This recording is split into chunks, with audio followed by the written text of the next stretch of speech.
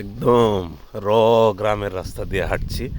আমি আজকে কথা বলতে চাই হচ্ছে এনএসএফ আসলে কি এবং এনএসএফ কেন দেয়, আর এনএসএফ দিলে এটা কোনো সমস্যা কিনা। এনএসএফটা basically not straightforward mail.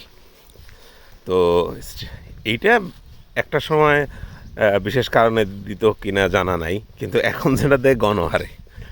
So যেদিন আপনি বায়ো দিবেন দেখবেন তার পরের দিন বা দু এক দিনের মধ্যে এনএসএফ মেল পেয়ে যাচ্ছেন, মোস্ট অফ দ্য কেসেস, বেশিরভাগ কেসে।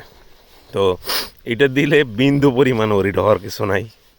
এটার সাথে আপনার ফাইলের কোনো আমার যেটা ব্যক্তিগত মত, এটার সাথে আপনার ফাইল হবে না বা আপনি রিজেক্ট হবেন এই ধরনের কোনো বিন্দু পরিমাণ সম্ভাবনা নাই। সো এটা যারা পাচ্ছেন বিভিন্নভাবে আপনাকে খোদ মানে মূল মেসেজ যেটা দিচ্ছে এনএসএফ কিন্তু একই রকম মেল না, বিভিন্ন ধরনের মেল হয়।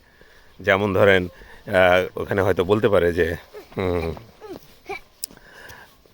আপনার এই অ্যাপ্লিকেশনটি আমাদের যে নির্দিষ্ট আশানুরূপ সময়সীমা আছে সেই সময়সীমার মধ্যে করা সম্ভব নয়।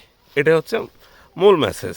এটা বেসিক্যালি অনেক বেশি ওদের যে অ্যাপ্লিকেশনের চাপ থাকে, যে কারণে এইভাবে একটা মেসেজ দিয়ে রাখে যাতে আপনি বরং হতাশায় না পড়েন। কিন্তু আমার কাছে মনে হয় এটা দিয়ে আরও বেশি হতাশায় পড়ে মানুষজন।